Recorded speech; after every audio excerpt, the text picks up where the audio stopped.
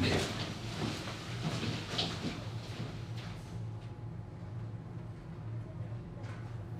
How are you?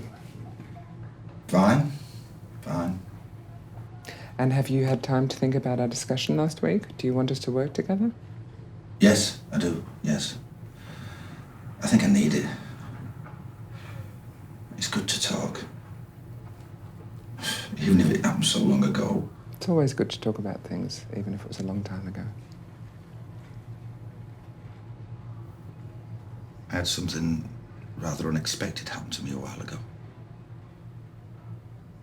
I came face to face with my torturer. When was that?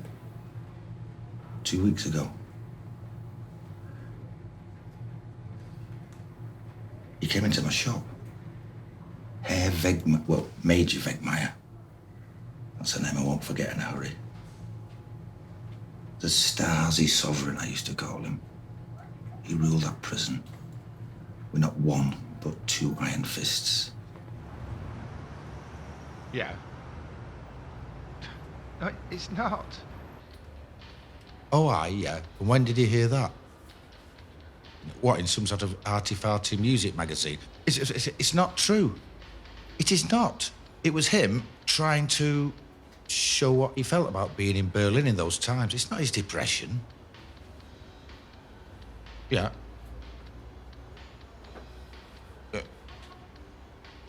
Yeah. Okay, I'm going to have to go. I've got a customer. Okay, speak to you then. Hi. I'm looking for an album of the Eric Weinert Ensemble. There's one tune in particular that interests me. Boys from Moscow and Berlin. Herr Wegmeier, don't you recognize me? What do you mean? Should I recognize you from somewhere?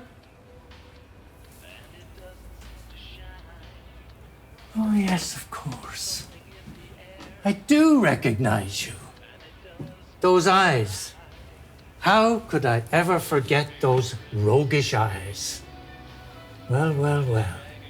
Who would ever have thought, after all these years?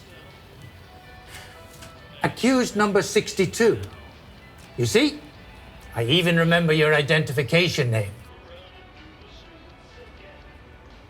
You still owe me an apology. I owe you no apology. You were one of the lucky prisoners in Hohenschönhausen. I never once sent you to the silencing room. Not once. I could have done on several occasions. You ruffled many feathers during your time there because of your rebellious attitude. But I always protected you. The silencing room would have finished you off. You would never have survived being locked up in total darkness. You would have lost your mind, like all the others did.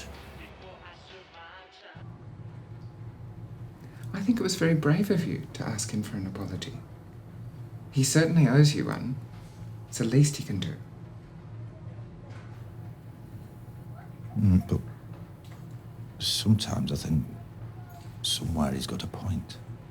Why do you say that? Because I violated the law knowingly. Accused number 62. You tried to escape to Istanbul through the Bulgarian border with that friend of yours who gave you away. I remember. Didn't he plan to assault a truck driver and drive through the border? Or something ridiculous like that? I did not try and escape. That's not true.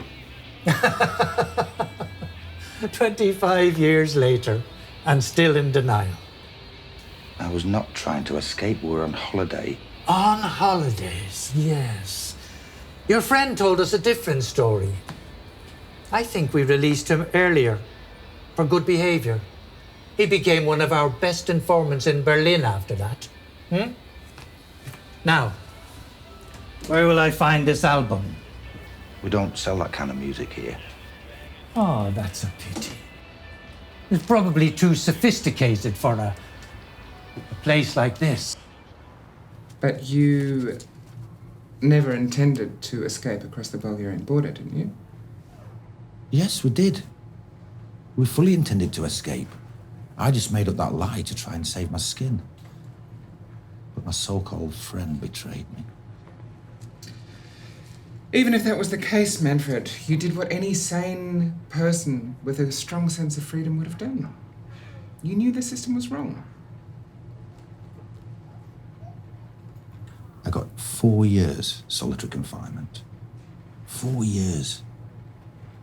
Some nights they just dragged me out of bed to interrogate me about my intentions for leaving the GDR. Just trying to get in my head. And sometimes he could be nice. There were times when I just thought that he knew me better than I knew myself. Manfred, this man committed unspeakable suffering upon you. He is the criminal, not you.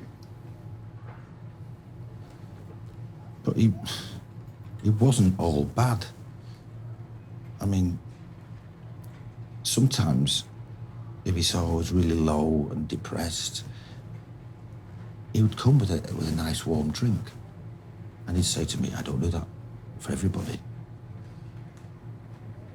And, you know, the blue polyester pajamas that, well, everybody had to wear those in the prison. No one ever got those that fitted them, but he made sure I did. So it's just not that simple. I was 17 years old. 17. That's too young to be locked up.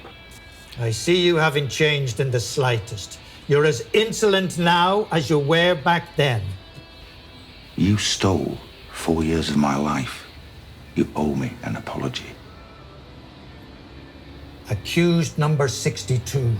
I owe you nothing. You were a criminal back then and you will always be a criminal. You hear me? You were a traitor to the ideals of freedom and democracy. Oh, we may live in a unified country now,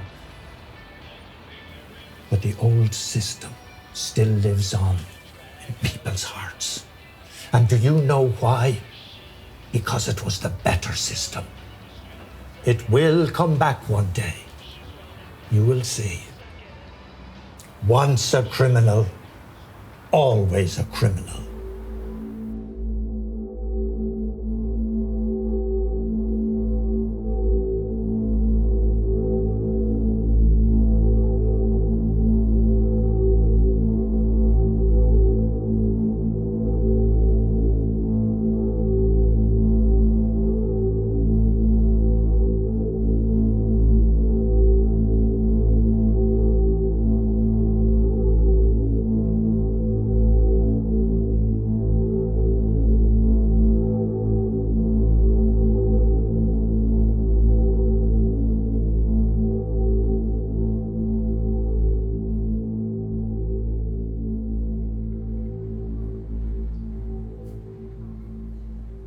You were a criminal then, you'll always be a criminal. That's what he said. And I didn't have the courage to stand up for myself. What else would you have wanted to say to him?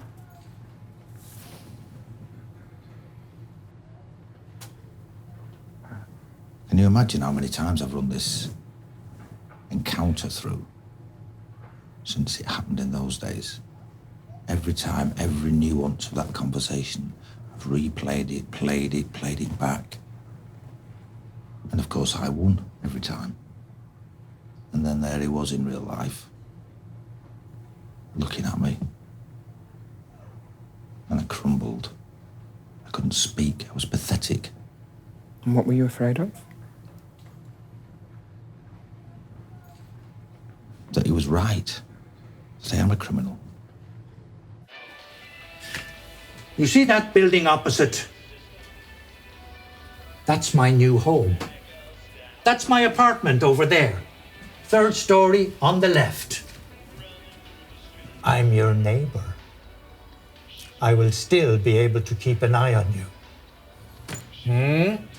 You must remember to look up there every now and then, and I will wave to you from my kitchen window.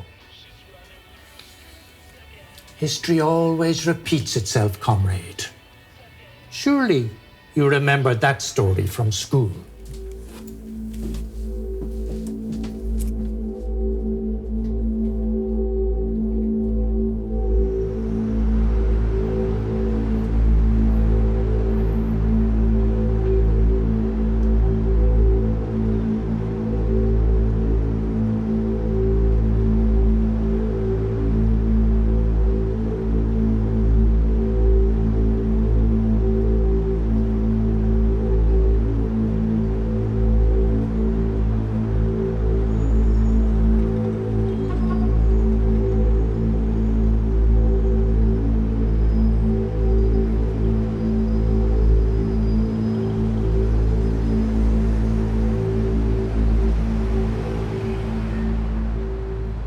I think he was right when he told me I was a criminal. Why? Because I killed him this morning. Sorry. You killed him this morning. You're going to have to explain that.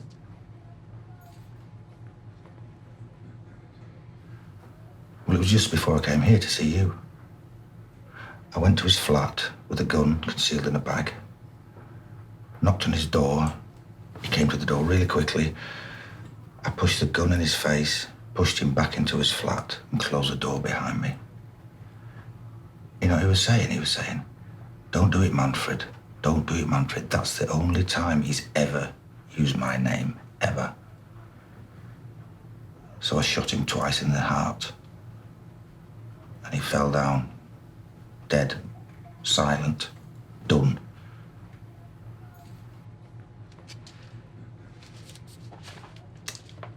Manfred, I think you should go to the police.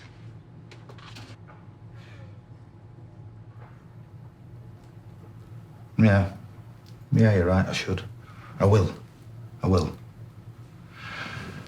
I just needed to come here and talk to you, and it's helped to feel relieved. So, thank you. Thank you for listening.